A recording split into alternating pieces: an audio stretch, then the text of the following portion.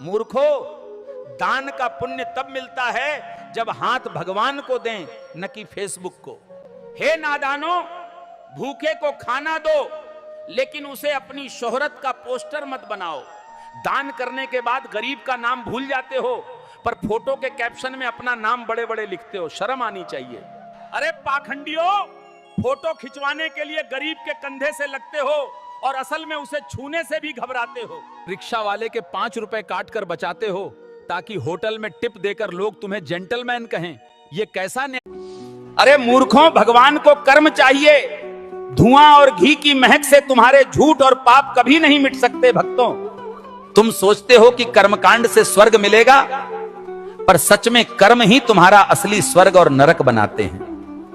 कितने लोग मंदिर में दीप जलाते हैं, लेकिन दिल में नफरत का अंधेरा कभी खत्म नहीं करते। सच्ची पूजा है ईमानदारी, दया और अच्छे कर्म। बाकी सब दिखावे के ढेर हैं जो भगवान नहीं देखते। भगवान को सोने का मुकुट चढ़ाने से पहले किसी भूखे को रोटी चढ़ाओ। मंदिर में 1001 रुपए का प्रसाद चढ़ा सकते हो, लेकिन सड़क पर ठंड में कांपते गरीब को एक कंबल नहीं दे सकते। यह कैसी भक्ति है? भक्ति का मतलब भीड़ में धक्का देना नहीं, किसी गिरते को संभालना है। भगवान को फूल चढ़ाने से पहले अपने स्वभाव में खुश।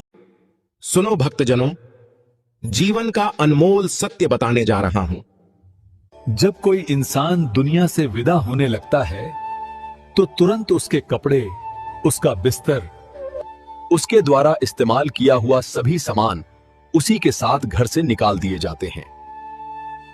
पर कभी कोई उसके द्वारा कमाया गया धन दौलत, प्रॉपर्टी, उसका घर, उसका पैसा, उसके जेवरात यादि, इन सबको क्यों नहीं छोड़ते, बल्कि गले का हार, सोने की अंगूठी भी खींचकर निकाल लिया जाता है। इससे पता चलता है कि रिश्ता किन चीजों से था।